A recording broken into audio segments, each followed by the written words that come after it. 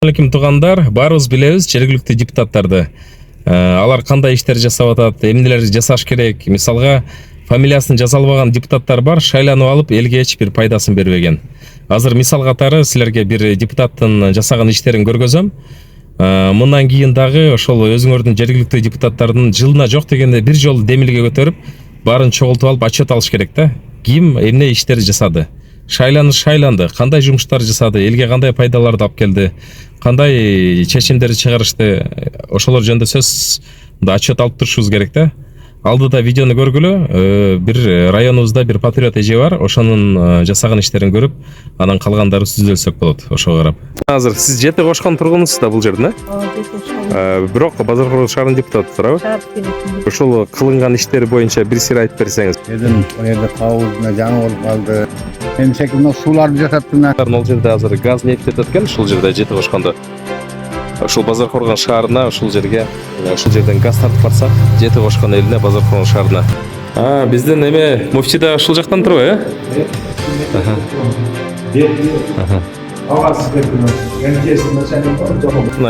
Мындай позитивный заведующийни биринчи жолу көрүп атам туугандар, Базаркулдук районунда, шаарында. Бияқта бүт молочный. Срокода сен бир карап коелучу. Ачаң алыңчы кефирди. Датасы 24.05. Сроку жакшы экен. 10га чейин ким санайт? Саначы?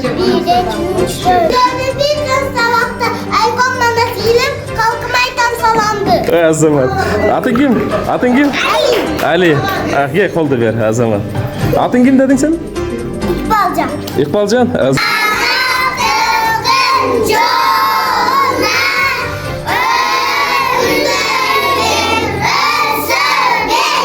Ой, азаматтар. Анча-мынча депутаттар билбейт. Башчылар да билбейт, көп көрүп жүрөбүз интернеттен.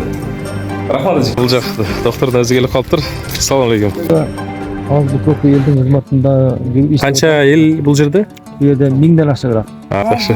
Şu işlerde sunуп аткан иштерибизге şu депутат эжекебизге чоң. Анан кийин ушулар дем өртүсү негизинен ушу кызыбыз, келинибиз Гүмира депутат. Бул депутат болбосо бул курулуш болбойт.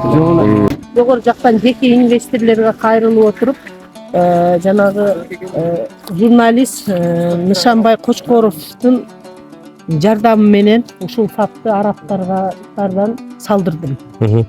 Элдик салым болду, анан биздин шаардын мэри өтө чоң жардам берди. Сон Турбаевич. Жылы турбайбы? Так, матрастар. Жакшы экен. Матрастарыңар жаңы окшойт, Канчанчы мектеп бул? Сатар Нурдалиетов атындагы номер 24-мектеп. Кандай иш-чаралар болду? Жүрүңүз көрөлүчү. Курулган 72-жылы курулган болсо, бул мектептин айнек терезелери, эшиктери алмашылбаган.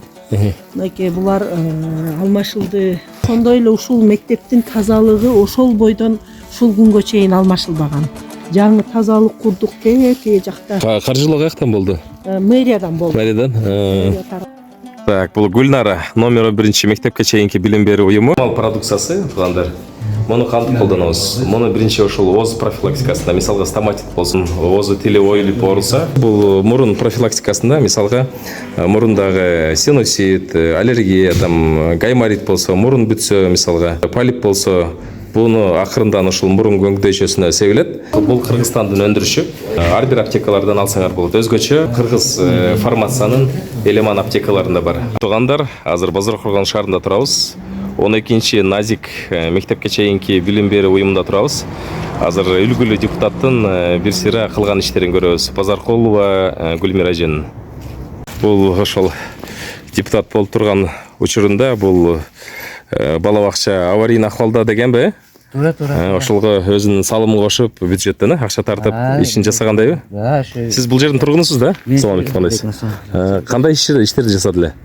Бу жерде негизи 2014-жылы ушу кыш мезгилинде ачылганда, бу жерде биринчи жолу ачылганда 2 эле группа болгон. Анан кийин бу жердеги ким алеги Хайдарова Сапура деген эжеке заведующий болуп келген. Ошо биз менен ата-энелер менен тыгыз байланышып, ушу mana депутат азыркы шаар кеңешинин депутаты Гүлмира фамилиясы Базаркулова. Базаркулова Гүлмира менен ошонун жардамы менен бу жерде крышаларын жаңылады, инвестор тартышып, отопленияларды кылды. Анан көп эле ишти жашашты. Бул депутат кызыбыз ушундай кыздар көп болсо деп ойлойбуз да. Эл азыркы күндө 140 бала ошол жерде тарбияланып атат да. Дагы очередте турган балдар жүдө эле көп. Илажы болсо, бул детсадта илажы барса, кеңейтирип көбүрөөк бала сыгатган кылып берсе элге жакшы болот. Азыр канча бала дедиңиз? 140 бала. 140 бала. Ошол жерде. А бу жерде калк саны канча? Калктын саны точносын. Бул кайсыл көчө?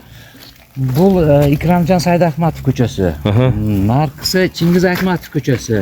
Бунун каналдын наркы бетинде Сатар Жороев көчөсү бар, Дамлажанов көчөсү бар. Бардыгы ушу территориянын балдары ошол жерге келет да. Башка чейин. Эми анан ушу шарты, кичине шарты туура жакшы болмой аткан жери бар, ушу кухнясын кылыш керек детсадты. Ошол калды. Ошол калды. Энди элем берде жөн эле карап турбайт. Күчүнөн кийин колуна келишинче жардамын берип, тыгыз байланышып бердегилер менен балдарга жакшы аракет болсун деп кылып атат. Азыркы күндө жакшы эле кетип атат. Ушу ичине кирип көрө алчан да? ичине 8ден 9га чейин. Так, бул сырткы көрүнүш экен, сырткы көрүнүшү бул. Заведующий ким бул жерде? Азыр жаңы келген, эжекенин атын тааныбайт экен, тааныш элекпиз дагы. Мына эже өзү турат. Эжеке кандай сырасызбы? Жакшы, өзүм келдим. Жакшы. Бул жердин заведующий болосузбу? Ооба, мен партия менен келдим. 1 ай болуп калдык, дагы калса бүгүн. Бул эжекебиздин азыр кылган иштерин бир сыйра азыр видеого тартып коелу деп келдик да. Так, эжеке. Саламатсызбы, эжеке? Ошол кылган иштериңизди угуп азыр бир сыйра маалымат алып коелу деп келдик да. Ошо. Ооба, мен шаардык кеңештин депутаты Базаркулова Гүлмира. Ушул жерде бул балдар бакчасы, Назик балдар бакчасы көп жылдан бери ремонт иштерин жазып жүрүп эч аткарылбай жүргөн экен. Анан бизге кайра кайрылгандан биз анан шаар болгондон кийин буну ишке ашырдык. Азыр бүгүнкү күндө капремонт болуп, Кудайга шүгүр, жылуулуктары жакшы берилип, ичи жакшы болуп, балдарга ыңгайлуу шарт түзүлүп калды. Азыр жакшы ушу мэрия тарабынан болду да. Местный бюджеттен кылдырдык. Депутат карыз өзүңүздүн аракетиңизди жасапсызбы? Өзүмдүн аракетим менен Кудайга шүгүр депутаттар көп депутаттар бар, аракет кылбайт да. Анан сизди үлгүлүү депутат катары бир кылган иштериңизди көрүп коелу деп. Кирип көрсөк болобу? Болот. Буту кайрылчы, ушул жерденби? Так, биринчи эмесинен баштайлы. Ана бала бакчанын эмеси, мына стендтер экен. Таза экен. Бул жерге тряпка салып коюштур.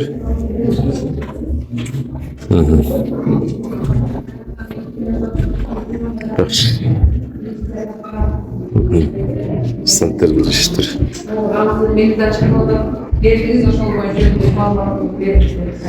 Мына бала бакчаңардын акыбалын көрсөңөр болот. Көп ата энелер көрбөшү мүмкүн. Мына иши ушундай экен. Өзүнчө эле мектеп го? Жомактор. Бул жакта эмнелер? Кабинеттер бүт эле, балдар жатаканасы. Көрсөк болобу?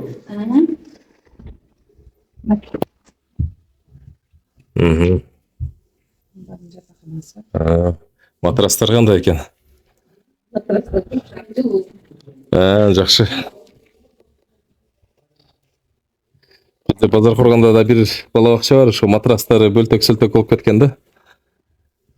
Жакшы экен.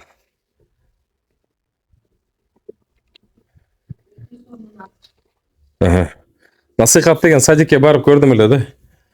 Матрастары ушу балдардын белине өтүп бөлтөк-сөлтөк болуп кеткен экен эле. Булар да жакшы экен. Жакшы. Түп болуп экен, Ооба, булардын немеси абалы өтө оор болчу да, азыр мына өтө сонун. Бул группадагы балдар. 8 балдар да бар экен да. Манастаны боюнча. Манастаны? 3-орунду алып келдик. Манас боюнча мындай эмелерди уюштурдук. Жақсы екен. Бұл жақта не бар? Бұл жақта іші ашып кетеді. Кухняға шығады. Сыртқабы?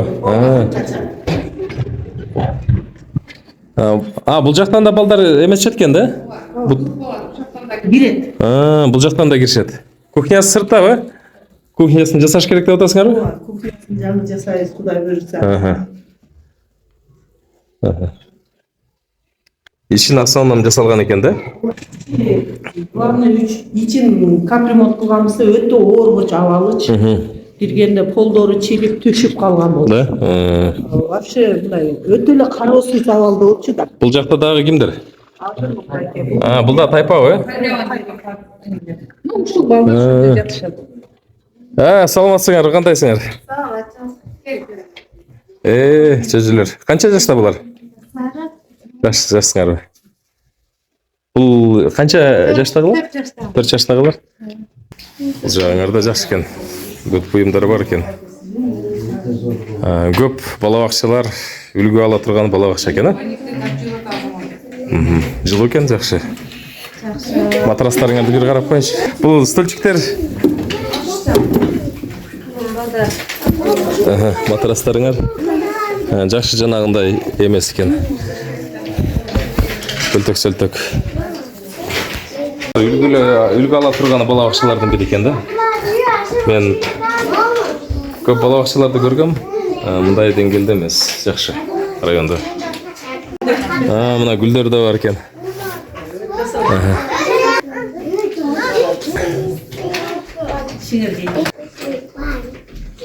Бұны Түсіндіресіңер бе?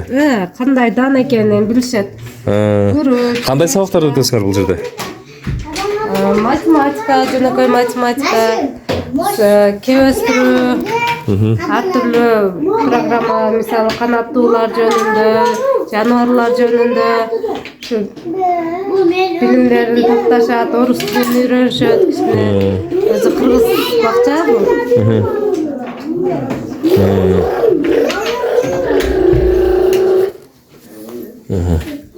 Жақсы, бұлар тайпадағы балдар,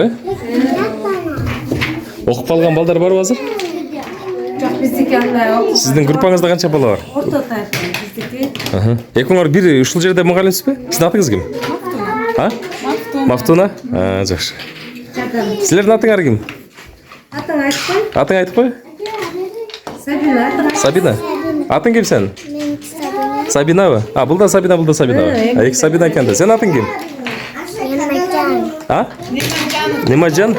Сен атың ше? Али. Сен атың ше? Сен атың кім? Кім дейді? Зубайыр. Сен атың ше? Мұхаммад Мұса. Мұхаммад Мұса. Жақсы. Пайғамбарлардың аттары екен да? Пайғамбардың аты. Жақсы. Бұл жақта нелер екен? Идиш жақтар. Бұлар чай ішкен, Бұл жағында чаралар. Хорошо. Жақсы. Так. Саламатсыңар. Жақсы. Қандайсыңар, Ежікер? Жақсы. Жақсы өзіңер. Қандайсыңар? Атыңыз кім болады? Дельфуза. Қанша балаңыз бар бұл жерде? 24 балам бар. Бүгін 20 балам келді. 4 балам демалды. Бүгін өздері сұрады. Бүгін демалайлық. Жақсы. Бұлар қаншада жашта? Балдар? Балдар 5 жашта. 5 жашта? Жақсы. Уже оқу атышады, есепті атышады. Кім? Сен 6-дасың, 10-ға шейін санап береді? Кім санап береді? 10-ға шейін кім санайды? Санашы? 1, 2, 3, 4, 5, 6, 7, 8, 9, 10. Ой, аз зама сенші? Қана санашы? 1, 2, 3, 4, 5, 6, 7, 8, 9, 10. Молодец. Да, кім санайды қыздардан? Қана? 1, 2, 3, 4, 5, 6, 7, 8, 9, 10. Ай, молодец. Да, кім санайды? 1, 2, 3, 4, 5, 6, 7, 8, 9, 10. Аз зама. Да, кім санайды? 1, 2, 3, 4, 5, 6, 7, 8, 9. Ай, молодец. Қана? 1, 2, 3, 4, 5, 6, 7, 8, 9. Тамғаларды білесіңер бе? Қана, айтып бергілеші, кім біледі тамға?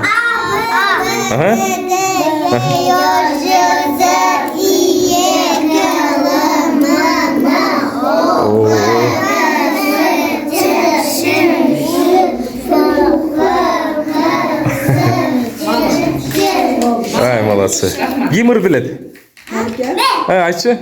Аппақ қар ақ киімден масақ бар, бидеспеге қатшы, нестеміне масақ. Молодец. Кім боласың шоғанда? Мен Манас айтамын. Қана айтшы. Манас болып тұр, Манас атқа қонып тұр, Манастың олы себеттей, басыға қаратей, күндер күн өтіп, ай мезгілі болып тұр,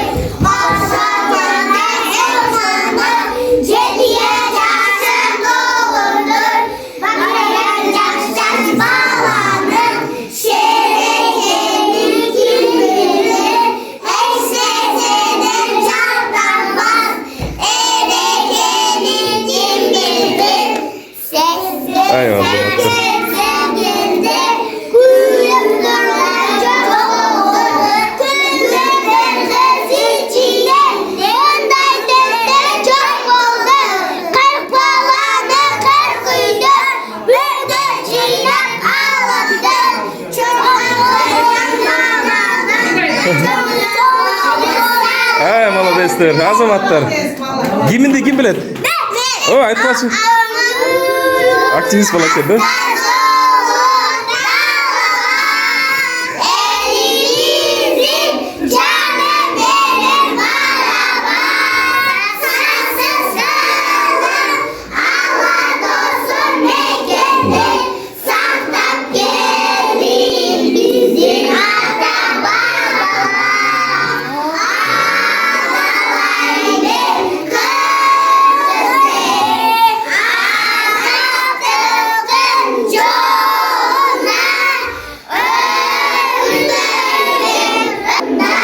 Ой, азаматтар.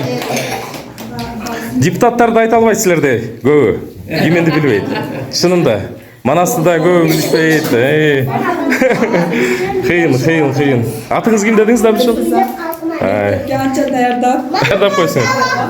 Үйлерді битін сабақты, айкон Манас еліп, қалқым айтам саламды. Азамат. Атың ким? Али. Ке, қолды бер, азамат. Атың ким дедің сен? Иқбалжан, азамат. Сен атың ким? Фали, сен атың ше? Шадия. Азамат. Айбай, беріліп айтат кені? Ана туғандар. Анша-мұнша депутаттар білбейді. Басшылар да білбейді. Көп көріп жүрміз бе интернеттен. Рахмат әже келесілерге. Үшіншалық балдарды тәрбиелады. Бұл суреттер екен, да? Ракетаға. Активистер, ойыншықтар бар екен. Мұна құралдары көп екен. Бұл не портфолиолары балдардың? Мына бабочка. Жақсы екен. Көбінерге қойып қойыз. Маңдар қылып, қолмен киіктері бар балдарыздың. Қол емгекті өздері жасашқаны? Өздері жасашқан. Қайчы менен қолданбай еле өздері қолмен жасашқан. Соның екен. Жақшы, Құдай бұйырса, бірінші классқа келеді деген үміттемін. Жақсы. Балаңыз бақта ма? Балаңыз бақта ма сізге? Жоқ, мына балдар. Жақсы. Айлықтар қандай болды өзіке? Жақсы. Жақсы. Директорымызға рахмат. Уақытында барлық нәрселерді береді. Тамақтар да жақсы. Бірінші, екінші тамақтар. Не кемшіліктер бар? Барлық жақсы, әзірше. Оларды жаңалаш керек, балдарымыз кіші. Парталарды? Оларды жаңалаш келсе, бұл мектептікі де. Болды. Түсіндім. Хорошо. Екен да? Ремонт болған үшін Жақсы бе? бөлмелер жылу. Емелер паровойлар қандай екен? Ысық екен. Жақсы екен. Бірақ полды да теплый пол қылса, андан да соның болады екен, келешекте. Бұл заведующийдің кабинет екен. Жақсы екен. Еш пландар бар екен, орында? Бар, компьютермен шығарбыз. Видеокамерадан қарап тұрады екен, да? Көзөмөл болып тұрады. Әрбір көзөмөлді. Жақсы екен. Жақсы, мен көріп отам да жаңағы интернетте, даже балдар бір-бірін ұрышып, 2-3 бала бір баланы ұрып қойған. Же мұғалімдер, шындай. Туғандар, негізі әрбір ошол бала бақшада, әрбір бөлмесінде видеокамера болған жақсы.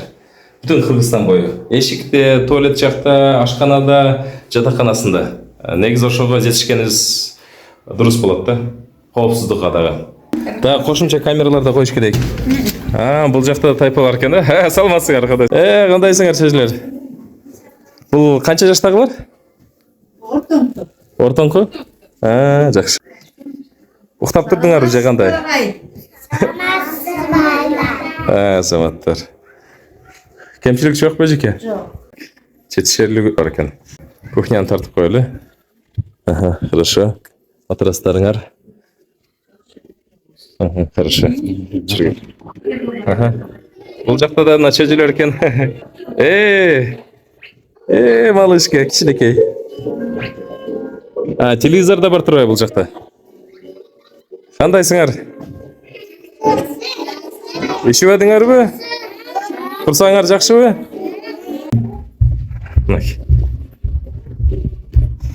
Так, азыр ашкананы барып көрөлү. Ашканага ремонт керек дейт. Так, туугандар, азыр бир сыйра ишин көрүп чыктык. Жакшы. Салыштырмалуу көп акчага. Азыр ашканасын барып көрөлү. Жүргүлө. Акча бөлүш керек. Бүт эле жаңы салыш керек турбайбы бул жакта?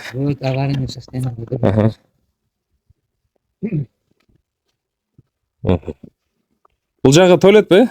Даратканасы. Ичинде барбы жокпу даратканасы?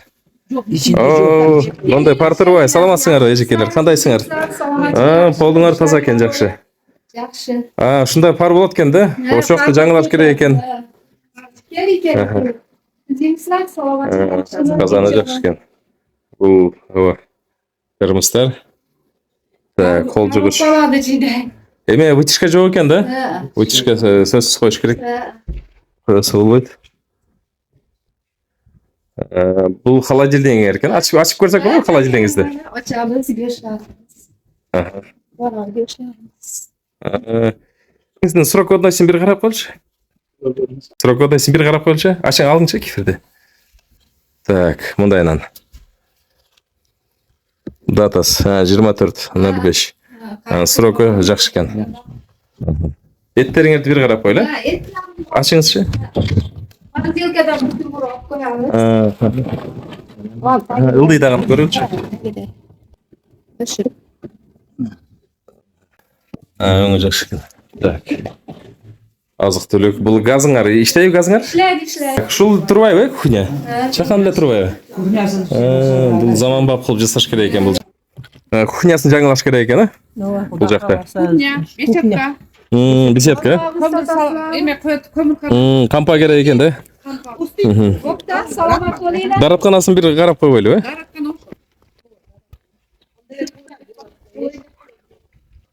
Бул карабулканасы экен.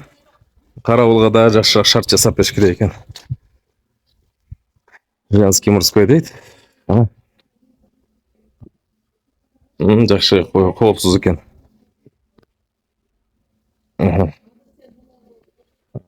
Таза экен, коопсуз экен. Жакшы.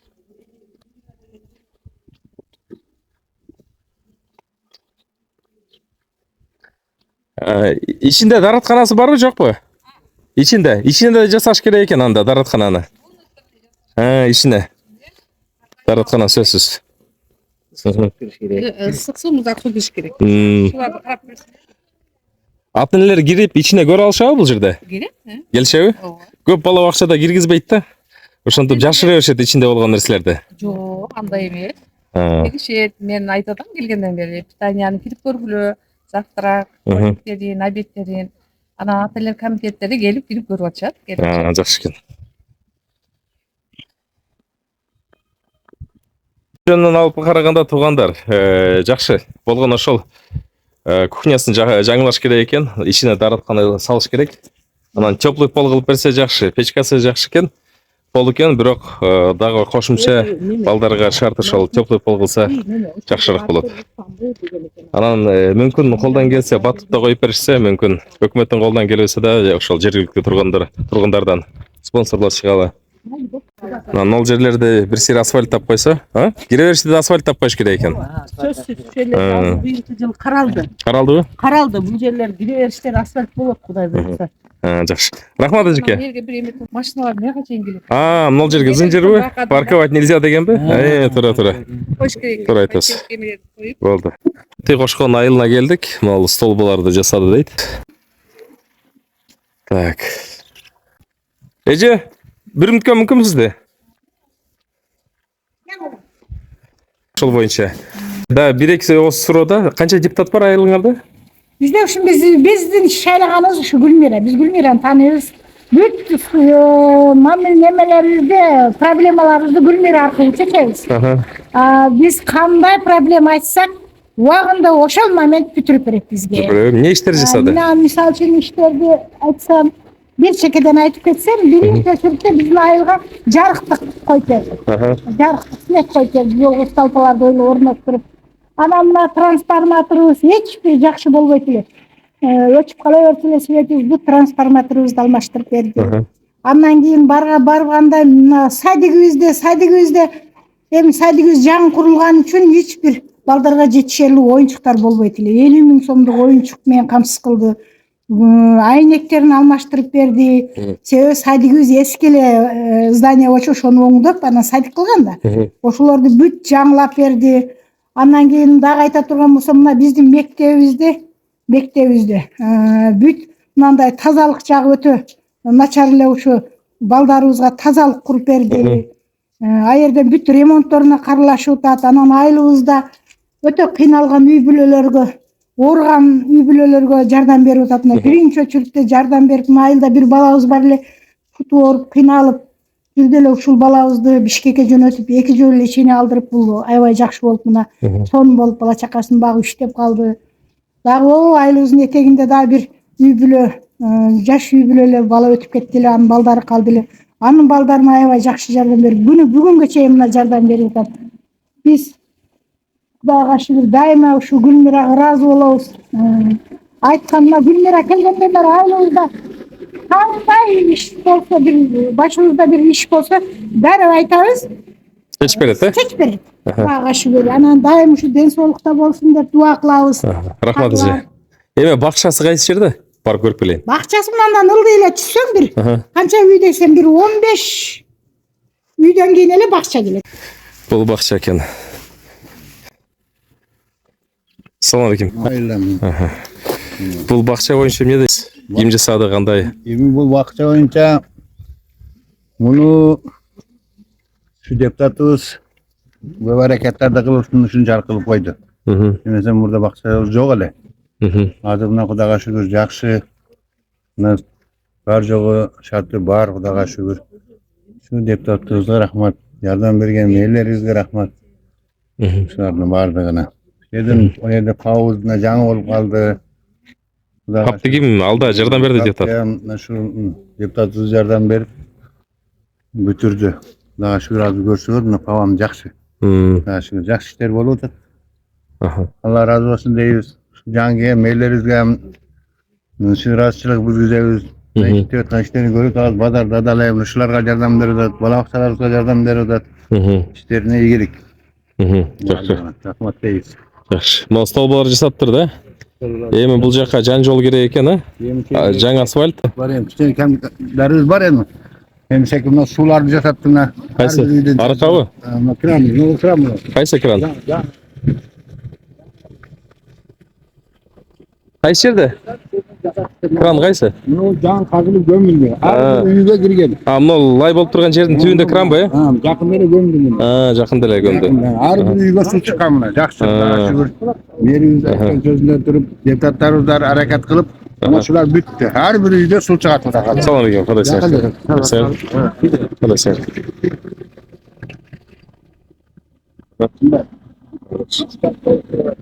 Paktlar boldu, bala bakçalar boldu. Kudayga şükür günüz var. Siz de bu jакта жашайсызбы? Жакта турган. Кудай сак. Assalamu alaikum. Береке сөз бар? Ооба. Эми айылдын жылыштары боюнчабы?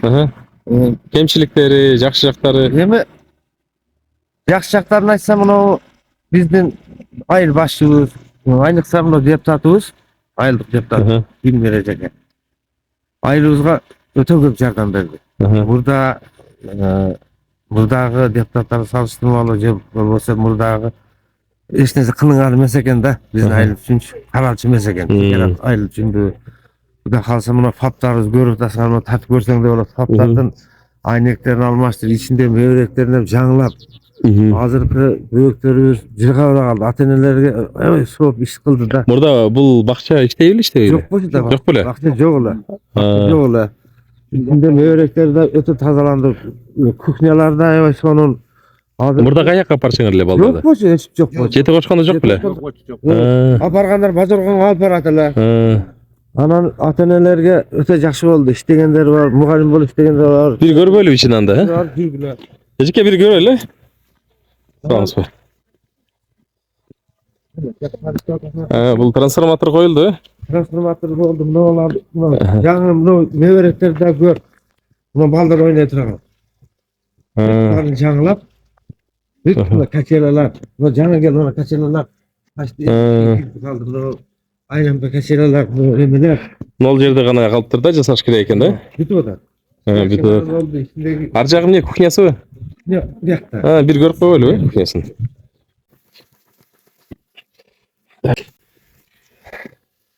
Бул жак саламсыңар.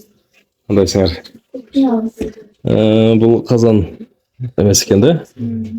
Таза бар, сонун шарт. Так. Жак казан. Мак.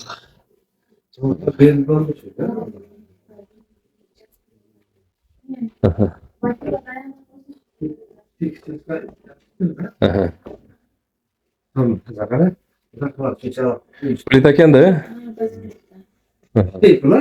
İşte ısı eкен да. Тамак бар мында азыр? Көрсөк болобу? Чайбы? Тамактар. Бул жагы эмне? Складбы? Көрсөк болобу? Зирегүл. Охранникпи бул, Складка пастал жаңы курулду. Ачып көрсөк болот, Бесера? Машалла дейт.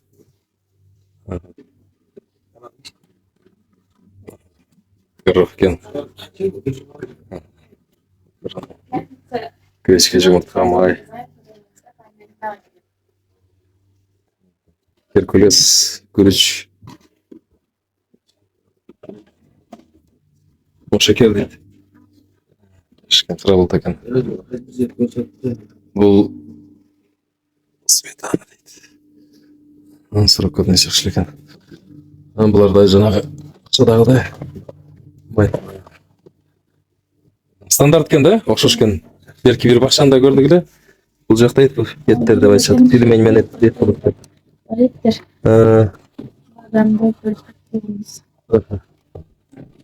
Күнүнө канча килограмм бересиңер?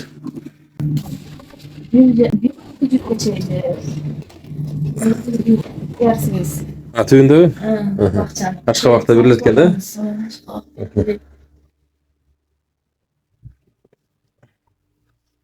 Так, бул жакчы. Прачка да? Стиральный машина бар да? Туалетте кандай таратканасы бияктабы?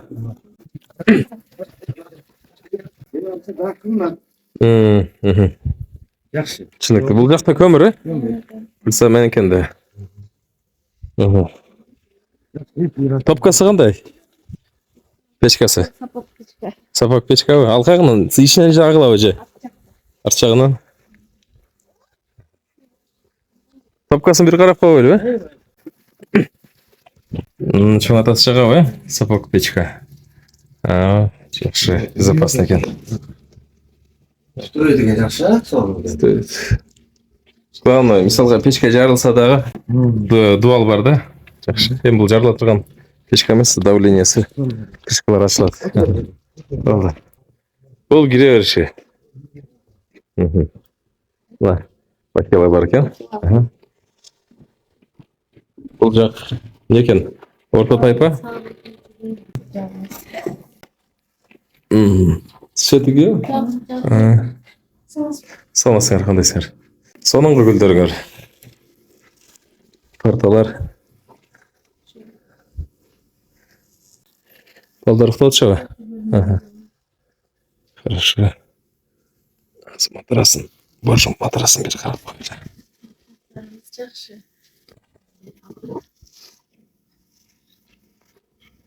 Так.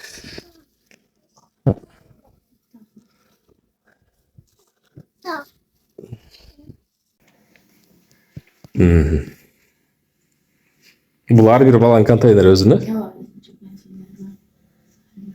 Сабак өтүлөт. Эмне сабактарды өтөсүңөр? Бул жерде. Эчекесин айтсын. Кандай сабактарды? Программа боюнча. Программа боюнча.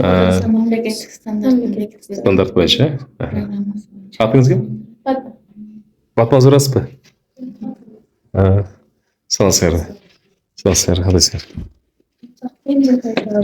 Кенже тайпа, саламатсыздар. Чежелер. Илгери биз да ушундай кыратта жатканбыз, этажда, мен да ушундайда жаткам. Чежелер. Бул жагычы? Кенже тайпабыздын Азиялыктары. Азиялыкасы. Шкафчиктер турбайбы?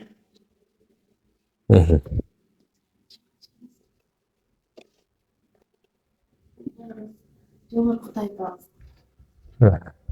Тайпабыздын Азиялыктары. Саламатсыздар, кандайсыздар?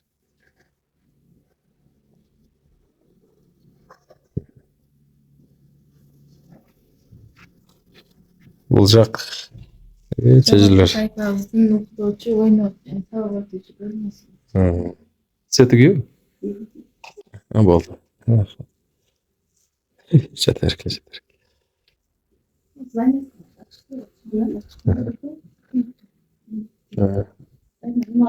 Пластик турбайбы? Терезелер. Пластик.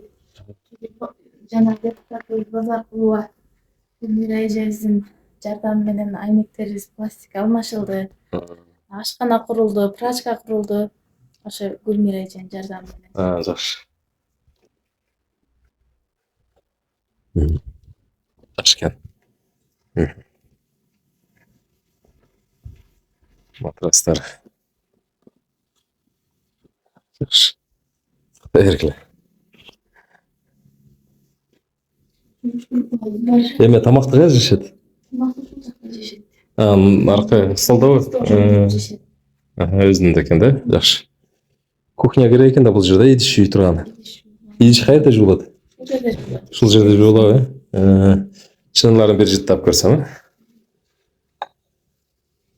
жакшы жыты жок экен. Жакшы экен. Сыйкат деген садикке барып жыттаганда бири идиштен жууп, шылагылы эле экинчисинен жууп, анан эметип бере беришет экен да.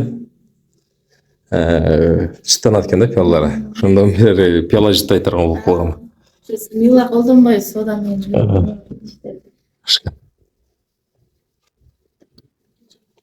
Бул жака видеокамера экен да? Жакшы болуп тур мындай. Ушундай видеокамера болуш керек да өзү. Мындай камера алтоо экен. Түбө иштебейт, 8 кайда? 8 экен, 8 камера экен. Бирөө эмне экен, иштебейби ал?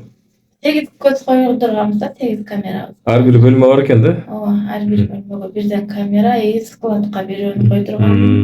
Сыртка экөөнү. Жакшы болуптур. Көзөмөлдүү болот экен да? Камеранын да санын көбөйтүп койгон жакшы. Канча мугалим бар бул жерде? 14 сотрудник бар. Келишинче. Жакшы өтүп, майын быйыл крышага булдук элек жазык элек өтүп турат жайда. Жаңы крышагабы? Жаңы крыша алмаштырып берип отурган. Бул илгери кандай здание болгон? Илгери мечит болчу. Мечит болгон. Бакча жок эле? Ооба, бакча. Жарымы чайкана. Жардамы менен бакча. Не деген бакча аты? Мадина. Мадина. Хорошо, рахмат сизге. Болуптур. Азыр сиз жети кошкон тургунусуз да бул жерден, Ооба, жети кошкон. Бирок Базаркулуу шаарынын депутаты туурабы? Шаар кеңешинин Ооба. ошол кылынган иштер боюнча бир сыйра айтып берсеңиз, анан могу фапты да сиздин жардамыңыз менен болду, мэриянын. Бул жерде мен ушул Жети Ошон айылынын тургуну болом, ушул айылдан чыккан депутат болом. Шаардык кеңештин депутаты Базаркулова Гүлмира. Бизде көп жылдан бери эле муну ФАП бул өзү негизи түгү райпонун жери болгон, магазин болгон. Анан магазиндер Союздан кийин таралып жок болгондон кийин буну эптеп элдик уюштуруу тобу менен эптеп бу жерде ФАП кылышкан. Анан ФАПтын акыбалы мына экен, нурап, ушундай абалда келип калган. Мен анан жогору жактан жеке инвесторлорго кайрылып отуруп, жанагы журналист Нышанбай Кочкоровдун жардамы менен ушул ФАПты арабтардан салдырдым. Элдик салым болду. Анан биздин шаардын мэри өтө чоң жардам берди. Осмонов Тамерлан Орунбекович өтө чоң жардам берди. Мен ушу элимдин атынан Орунбековичке да өтө ыраазычылык кылып айтам. Себеби бизди колдоп кубаттап турду. Мынакей бүгүнкү күндө ФАП ишке түшүп, эл сүйүнүп калышты. Кудайга шүгүр, бар жок. Жакшы ФАПтын эмеси. Элдер биз алыста жашаган үчүн айылга сөзсүз ФАП керек экен. Мурда шаарга барып турушкан да? Шаарга барат эле. Канча километр жүрүшпөк бул жерден мурда? Азыр эми бизден эсептегенде 4-5 километрге барат. Барып турушпайбы? Километрге барат элек. Азыр мынакей барбай калышты. Узагыбыз бир сыйра кирип көрбөйлүбү эжеке ФАПыңызды? Анан тышкары кандай иш-чараларды кылдыңыз дагы? Иш-чараларда бул жерде мына таза сууну киргиздик. Мына бүгүнкү күндө ар бир үйгө таза суу кирди. Мектептерге, балдар бакчаларга жардам берип, Жактарга.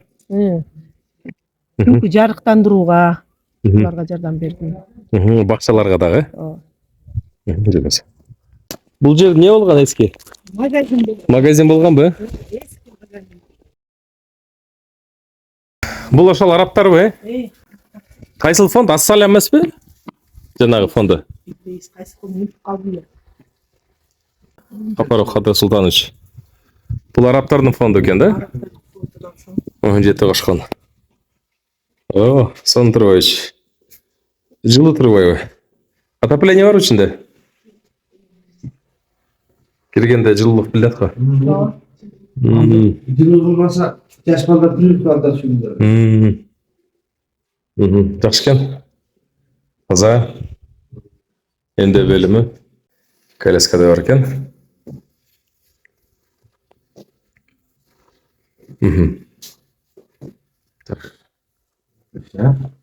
Сон жасап турду, мүмкүнчүлүгү чектелген адамдар бар жокпу? Барбы?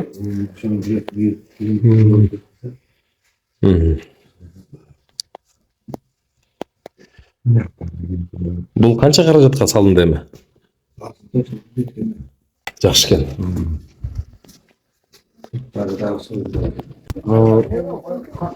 Eski erkin 60-жылы курулган бабыз бар эле. Эми быйыл мунун жылдын ичинде бүтүрүп, айылдык уураттан кыз келиндерге, жаш балдарга өтө жакшы шарт түзүп беришти. Кудайга шүгүр. Жакшы жылыштар бар. Эмача бүт эле жерлер бар эми алар быйыл каралып. Элге жеңил болуптур да? Элге сонун болду да. Жаш балдарга келип кече ичине кирип көрдүңөр, жылуу. Бул жакты доктордун өзү келип калыптыр. Салам алейкум. Кандайсыз? Саламатсыз, жакшы. Бул жактын башчысызбы, Ооба, жакшы.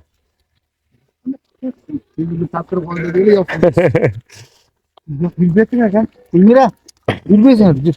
Азыр кирдик. Кирип чыктык азыр. Күнүштү алдыңарбы? Болду. Бир эки ооз сөз айтып берсеңиз ушу ФАП боюнча. ФАП боюнча муну эски ФАП, наркы жаңы ФАП. Кудайга шүгүр, жакшы. Рахмат ушунчалык. Туугандарыбыз бар экен, куруп берди. Эми кандай болсом, жаңысы жакшы да. Баардык условиясы бар. Кудайга шүгүр, жакшы. Эми ошондо азды көп элдин кызматында Канча эл бул жерде? Бул жерде 1000ден ашыгыраак. Учетто канча турат адамдар бул жерде? 1000ден ашык бардыгы турат. Бардыгы турат. Россияда кеткени бар, кайра келгендер бар, аралаш бардыгы бир. Кандай жардамдарды ала алышат бул жерде? бул жерден бардык условия бар. Мисалы үчүн прививка алат жаш балдар. Ай сайын. Андан кийин чоңдор лечение алат. Мисалы үчүн көрүнүп берет, анализ тапшырат. Капельница салышат. Капельница алынат бардык. Анан кийин бир жардым күндүзү ооруйбу, түндөсү ооруйбу. Жардам ушул Врачтар бар бул жерде? Врачтар только бардыгына өзүм да. Өзүңүз. Анчаны өзү эле жерден кетирбей дарылап коет. Жакшы экен да. Şu işlerde, şunu atkan işlerimizde şu deputat eşeklerimizde çoğunluğu. Анан кийин мунун дем өрчүсү негизинен ушу кызыбыз, келинибиз Гүлмира депутат. Бул депутат болбосо бул курулуш болбойт. Жакшы. Жакшы. Anam kança akça bölüm oluşu deputat. Deputat yok olanında, ayrıca deputat olmayan vakta yok ola da. Neyse kılıngan mesela. Oldu. 7,5 milyon so'mduk bizim ailenin özüne. Бул долбоор 7,5 миллионго жасалды. Эми дагы деле кыла турган иштерибиз көп бу жерде. Bundan çıkar. Андан мындан тышкарыбы?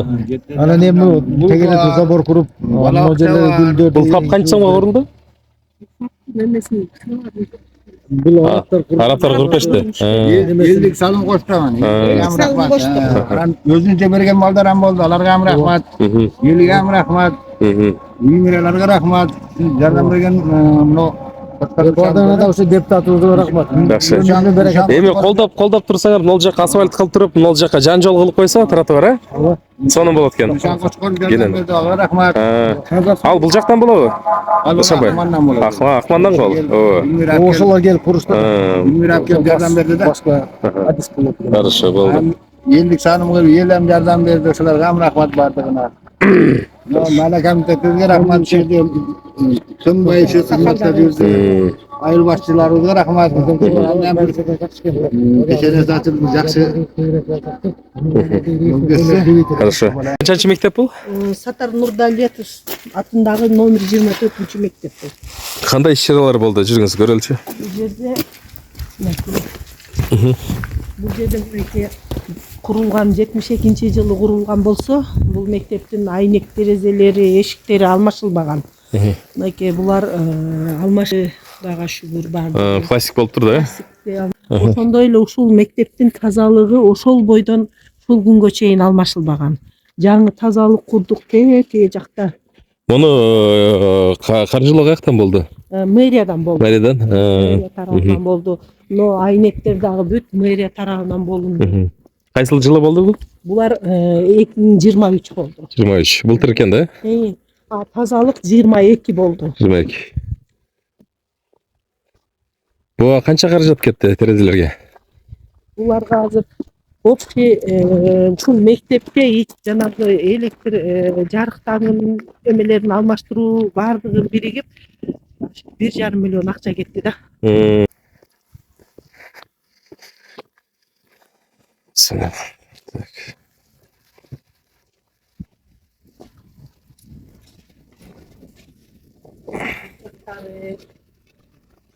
Эки тараптуу экен да? Бул жагы дагы бир адамдык экен. Так, бул жагы дагы.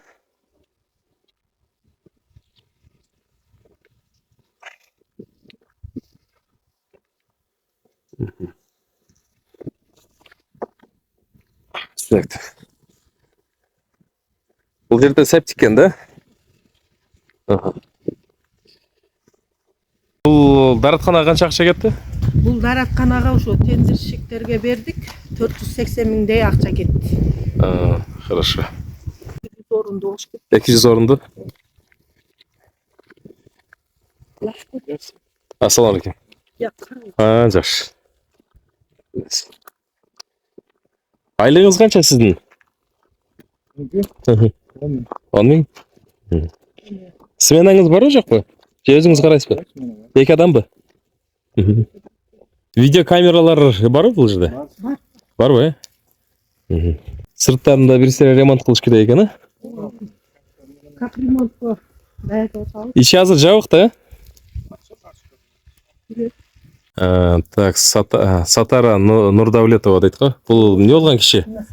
Сатар Нурдавлетов. Сатар Нурдавлетов бул колхоздун раиси болгон киши экен. Анан ошол кишинин демилгеси менен ушул мектеп салынып калган экен. Анан ошонун атынан бул мектеп берилген экен. Эмгеги чоң турбайбы? Башка мектеп бар жети кошкондо? Жок, ушул эле мектеп бар. Мектеп жетиштүүбү же дагы салыш керекпи? Мектеп биздин айылга жетиштүү. Анан могу кошуна Сейдугум айыл өкмөтүнүн тургундары келип окушат ушул жердеби? Үлгүлүү ата эне дейт. Ушундай болуш керек.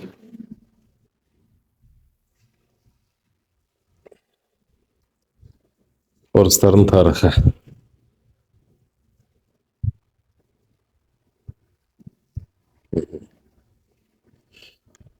Бул жака ичинде кандай эмелер бар? Ичинде муктаждык барбы? İçin dağı?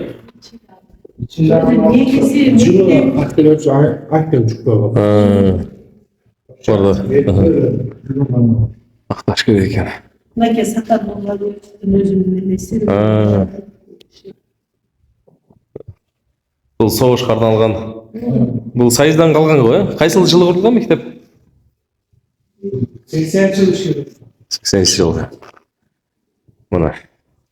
Бул кишинин да эмгегин баалап кетели. Биздин аталарыбыз кыйын болгон илгери. Ошолордун баскан жолун көрүп атабыз азыр. Бул жерде бир сыйра тарыхы бар экен. 11-жылкы турбайбы? 90-жылы сайыз ыдыраганда кайткан экен да?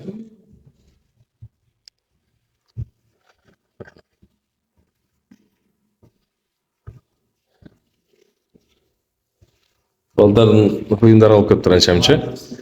Эшиктер жабык турбайбы? Баары култап кетишеби?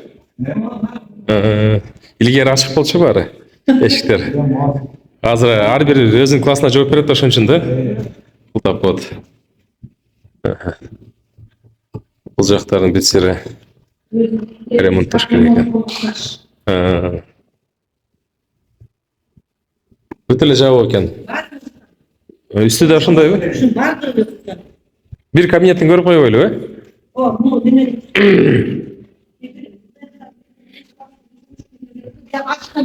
Ашкана? Жабык болуш керек, э? Жабык экен. Спортзалбы, э? Ачыкпы, жабыкпы?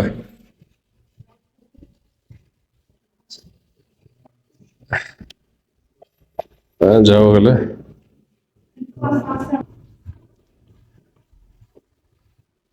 Нормативдер туугандар.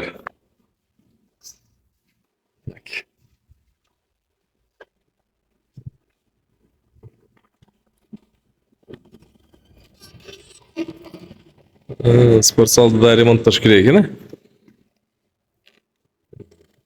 Капремонтко муктаждар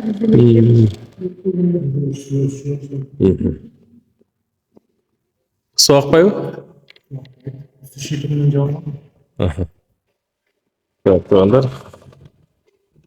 Сире ремонт керек экен. Проводдор жаңы коюлганбы, э? Ооба, жаңы коюлду да. Сайыз ушундагы дипломдор булар. Кайсылар экен? Жалабат. 2008 жылга окшойт, а? Ошол убакта грамоталар турбайбы? Классты көрүп койбойлубу? Эгер күлчүңүз болсо.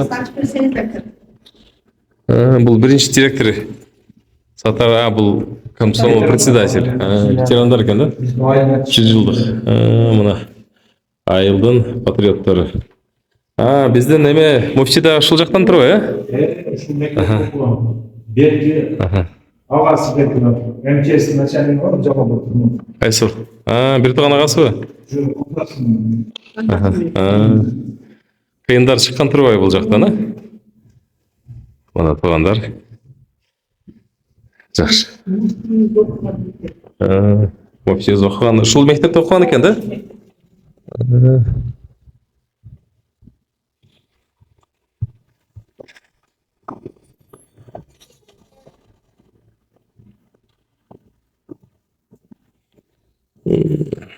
Паркаларды дагы бир сыйра жаңылаш керек экен.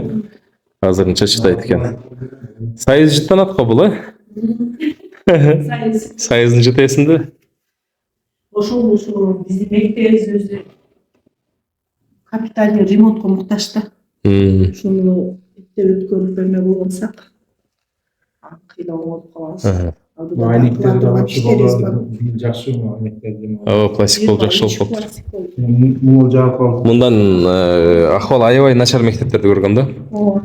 Бул салыштырмалуу жакшы. Бирок баары ремонттош керек. Компьютердик зал барбы бул жерде? Жокпу? Майлиңиз болуптур. Бир бакчага барабыз. Жолдун боюнда экен, анда бир көрүп кетели. Бизде нефть өтө турган труба бар экен. Туугандар, бул жерде ачык эле жазылып турат. Газпром Кыргызстан дейт.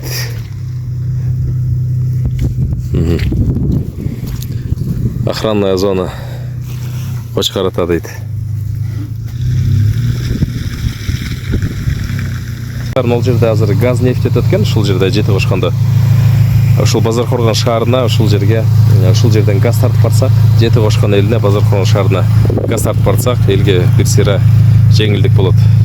Өзгөчө кышында жанагы жылуулук маселесинде.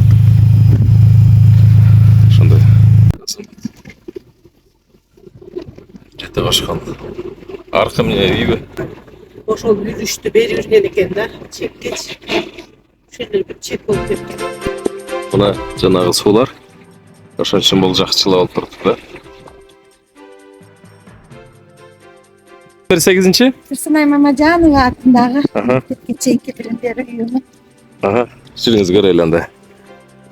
Бул ушул эженин атынан коюлган экен да? Ооба. Канча окуучу бар? Бул жерде 150 бала бар. 150 бала. 150 бала тәрбиеленет.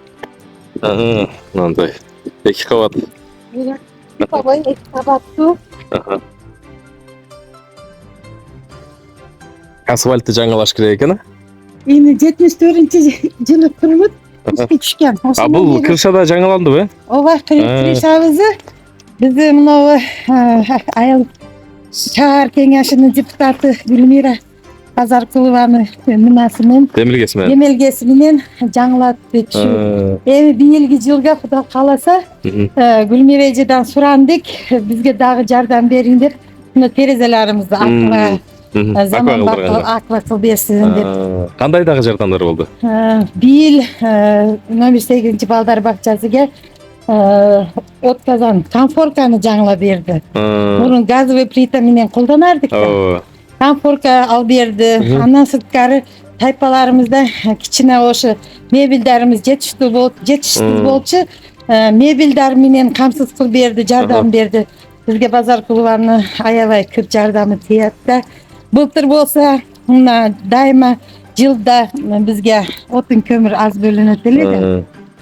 Гүлмира эже менен биргеликте ал эже көрүп келип бизден хабар алып, анан кийин көмүрлөрүбүздү көрүп, анан бизге аз бөлүнөт экен эже, сизге муну типовой экен, кичине кошуш керек деп туруп, 18 тонна көмүр, 18 тонна куб отун карат берди, бөлдүр берди. Тынбай хабар алып турады бизге. Ата-энелер дагы ыраазы Гүлмира эжеден. Эмнеге дегенде ата-энелер дагы байланышып, кандай көйгөйлөр болсо алар дагы Гүлмирага барып учурап, пособияларына чечип берип атат. Анан кандай көйгөй болбасын, ошого жардам берип атат. Эл ыраазы да ушу кыздан. Мен оюм ушундай депутаттар көп болса, кийинки тазырге дагы ушундай депутаттар шайланса, элдин турмушу шарты жакшы болот. Не только элди, биздин садикке дагы көп проблемаларыбыз бар. Ошолорду чечип беришке жардам. Бир көрбөйлүбү ичине, жүрүңүз.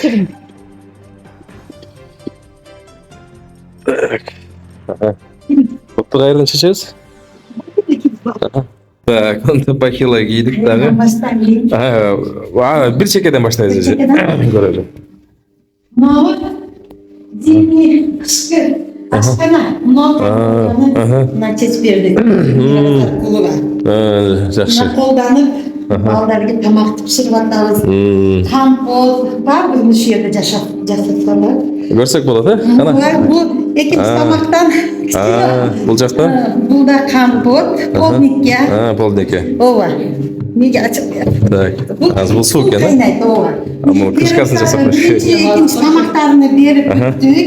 Балдар жеп, ташқада. Қазір ене полдникке.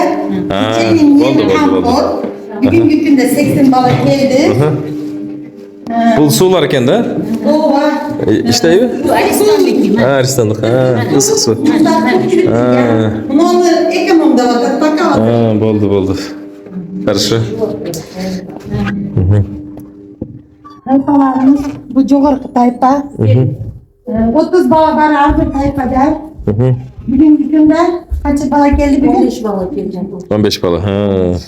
Күн biraz суық болды. Матрастарды бері қарап қой бері, бе?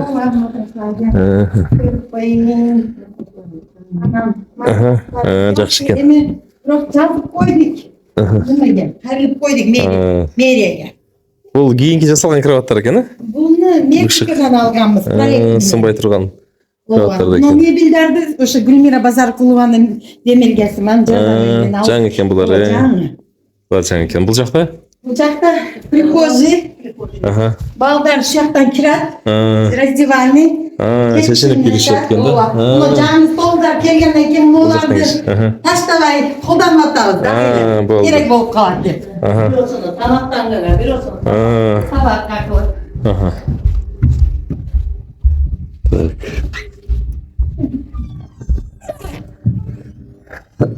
Яғыдағы қойт осындайлы. Наристі тайпаңыз. Кәчінеке бөбек. Соныңғы жыттан атқы, ба? Дұхилер. Памперс қолданып. Жақшы. Қанша бала бар бұл білімді? 30? Тайпада 30-дан мизанды чегінде тоқтамға қарап іштайбыз. 2-ден жатпай аттыр да, жақшы? 2-ден жатпайды. Бірден жатышады. Жақшы кен. Пастелларымыз 2 комплект. Үсік. Паровой қандай болды? Жылы бұл? Паровой жақшы. 2 печкадан қолданады еле. Үсік екен. Bir печкамызды içine ремонттап қойдық. Бәк раздевальный ма? Горшочный. Горшочный. Жақсы кен. Сіз сайыздан бері іштейсіз бе? Мен 34 жыл болып қалды. Мектептің ғалым болчым өзім. Рус тілден сабақ береді елем. Унитазлары? Мезгілінде құрылып қалған. Бірақ қолданған емес. Бұл туалетте қолданған емес? Қолданған емес. Эми 1-2 жылга шуну дагы жазып койдук проектке. Жакшы болуп тур, шуну жаңылаш керек. Шуну дагы сурап атабыз. Жакшы болуп тур. Бул жагын обновление болуш керек. Бактыңызга бар. Жакшы. Бул дагы прихожий. Бияктан бирет чечинишип балдар. Группа менен. Сабактар кандай өтүлөт? Сабактар түрлүү. Жакшы. Табиятчы, жогорку билимдүү. Кайсы окуу жайда окугансыз? Мукта. Муктабы? Жалатта? Ооба, жалат. Сизчи? Мен жардам. Жардам, жакшы болду. Хорошо. Чөжөлөр. Нөжелер.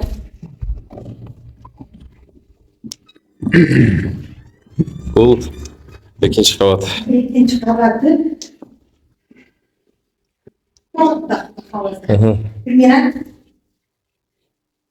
Так. Бул директордун кабинети. Камераңар бар экен да, жакшы? Ооба. Камера менен иштейбиз.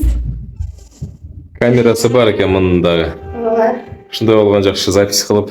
Запись кылат баардыгы. Жети жерде коюлган. Мына жер раздевальный. Бул орта тайпа. Берді умумальный. Әрбір балдарга бирден сүлгү. Орта тайпа. 30 бала бар. Бүгүнкү күндө келген балдардын саны канча? Бакчанын өзгөчө бир жыты бар экен. Сонун. Шириндей. Ширин жыты бар экен. Рахмат жонөке. Жакшы. Матрастарын да бир көрүп койлу.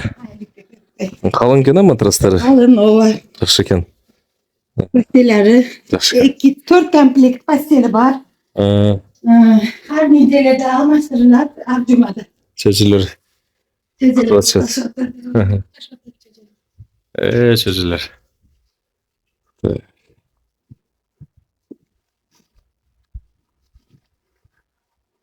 Ну, зал, музыкальный зал. Музыкальный зал. Пианино да бар ғой? Pianino, Akkordeonda қолданатын музыкантымыз Turgunbek Sirdash degan ағай. Келіп, сабағын өтіп, бізге аябай аттарды құр. Рабочий бе? Рабочий ма? Билады, бұдады, кетіп, сүйіндір.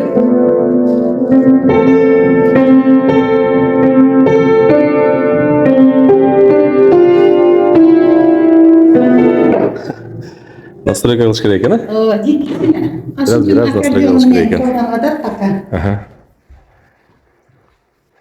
Балдары ырдашат ушул жерде. Балдар şu yerде ойнашып. Пианинода ойнап беришет. Pianinoga, akkordeonga o'ynashib berishadi.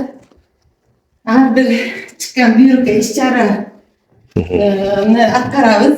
Nima? Narki taypani turgan jeri. Anan buyog'idagi lishni yerlarda cho'ng Qo'shimcha bölmeler. Qo'shimcha. Keraksizlar. Жақсы екен. Складно екен да? Жақсы екен. Атайын онда музыкальный емесі ойыншықтары бар екен. Oyuncular har bir taypada o'zincha bor. Qo'shimcha bu zaldaдағы. Мұналарға дағы проект менен, мисалға теплый пол қылып тұру үстіне паркетта берет тұрған қылыш керек екен, а? Ооба. Ооба, эми бул сайыз мезгилинде андай болгон эмес да. Мезгилинде болгон эмес да. Ошол паластарды дагы көбөйтүп, теплый полду хотя бы ковролин. Gilam qo'ldandik. Andan keyin kovrolin qo'llanish kerak degandan keyin kovrolinga o'tib ketdik. Ооба. Полдор жакшы экен бирок, сонун экен полдор. Ооба, qo'llari pishiq. O'sha maldan beri qo'ldanib keladi. Nechaki? Жақсыңар, қандайсыңар? Эжеке жақсы ғой, қандайсың? Жақсы, қандайсың? Birinchi kenja. Жақсы. Атыңыз кім эжеке? Қанша жылдан бері іштейсіз? 35 yıldan açtım. 35 жылдан бері? Қымбат дейді ғой дедім, қанша бар ма, кешіріп қоясыз.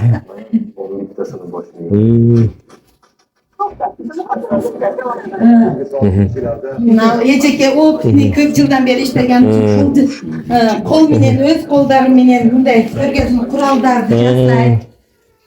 О, намасы жакшы стажы. Өз образованиясы дошкольный бүткөн.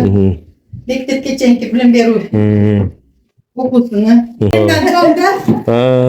Ошентип мактап атам. Жақсы. Жақсы. Жақсы екен. Мындай көбүрөөк кол менен жасайт да эжеке. Жақсы екен. Балдарга дагы өзү дагы колдонот. Жақсы, рахмат эжеке. Жакшы бар. Бул экинчи kenja. Балдар өзү түрө турган мезгил басканбыз. Саламатсыңар, қандайсыңар? Қандайсыңар? Қандайсыңар? Эжекелер высшее образованный. Мектепке. Атың ким сенин? Ася. Ася? Тұрып атабы. Құтты болсын. Бізден тұрғызатасыңар. Жақсы. Матрастары. Астиларымыз, матрастарымыз. Қалың екен матрастар жақсы. Жұмысымыз жақсы екен. Анша кемшіліктерімізді сұранып атабыз. Сіңдімізден. Осынша жақсы өчіне. Кішкене балдар үшін түрікке анша мүчі. Ачык албаганда şu yerге кичине таш берип атат. Бул жакка туалет жасаш керек экен. Ошондо кичине топ болуп калды. Ол жакта бүт ковролин кылыш керек экен да, жакта экен. Утеплитель кылып, бүт эле сплошной. Кийинки келгенди бутуда каласа, аларды дагы жаздан берсеңиз. Ооба, проект жасса. Дарыгер канасы дейт го? Ооба, дарыгер канасы. Дарыгер канасы мына койкалар специально больной болсо кирип алып чыгып şu yerге жатып турат. Балдарга кошпай. Ар бир баланын личный немеси. Жаласы бар экен да? Карталары. Карталары. Картасы. Мыйзамдарды бүт аткарып, иш-чара түзүп. Как положено, да? Как положено. Дальше. Ракаянаны. Садиктин тамагы. Туугандар, тарыхый инсан биздин Чыңгыз Айтматов атабыз деп койсок болот, кыргыз элинин. Мына ушул боюнча бир-эки ооз сөз эже тарыхтан. Чыңгыз Айтматов атабыз ошо колхоз мезгили болчанда азыр Актайлыгата болуп калды. Ошо мезгилде келип биз колхозду карап кыдырып кеткен экен. Мына киши Сиздин атаңыз? Атам башкарма болуп иштеген ошо мезгилде. Мына Чыңгыз Айтматов мына областтан келген представитель. Атаңыздын аты ким болгон? Камал Хаджаев Астанакул. Камал Хаджаев. Эмне иш кылган илгери? Шу колхозда райыс болуп иштеген. Райыс болгонбу? Жакшы экен. Башкарма болуп иштеген. Көп жылдар. Жакшы болсун. Айтматовдун эстеликте эмелери көп экен, стендтери бар экен, кабинетинде да бар экен. Жакшы ишчилар жасапсыз эже. Рахмат, ишиңизге ийгилик. Рахмат. Столовыйыңызды бир көрүп койбойлу, жүрүңүз. Продукталар. Группа, бир челекте өзүнчө продукталар бар. Горохтар дагы бар. Горохтар? Ооба, горохтар бар, мишогу менен. Болду, жакшы экен. Бирден алып. Жакшы. Гүрүч, гречка. Чай. Барын жасапсыз. Жакшы. Холодильник. Бул холодильникте эт турат. Эттерди контейнерге салып коябыз. Жумуртка турат. Анан суточный проба ар күнүмдүк 48 саат сакталат. Биякта бүт молочный турат. Мына кефир, сметана, кандай масло алышат экен, масло. Анан пистак. Мындай сыр алышат экен. Жакшы экен эже. Таразасы менен кухня. Таразаларыбыз чоң, кичине, стандарттан, госстандарттан өткөрүлгөн сертификаттары бар. Муну карагыла. Бахилаңар ушул жерде турабы? Чистая бахила. Грязная бахила. Грязная бахила деп. Бахилаларды. Рахмат эже. Рахмат сизге да. Писира. Муну карагыла, мындай тряпка коюп, тряпкасы да сонун экен. Таза. Бешикте кагар. Мына эже, мындай позитивный заведующийни биринчи жолу көрүп атам туугандар. Базар Коргон районунда, шаарында. Эже, рахмат. Аябай мактадыңыз мени. Ишиңизге ийгилик. Рахмат. Чоңдарыбызга рахмат. Билим берүү бөлүмүнүн башчыларыга, мэрибизге, шаар мэрлерибизге. Заведующий деген ушундай болуш керек. Аябай позитивный экен. Мындай депутаттарыбыз көп болсун. Кийинки созывке дагы шайласын. Мейли. Мал продукциясы туугандар. Муну кантип колдонобуз? Муну биринчи ошол ооз профилактикасында, мисалга стоматит болсо, жаш балдардын же чоң эле адамдардын оозу тили оюлуп оорулса, ушундан себеп болсоңор, улам сепсеңер жок болот. Азыр көп адамдар ушуга каражат таппай атат. Бул каражат тез жардам берет. Кийинкиси бул ангинага.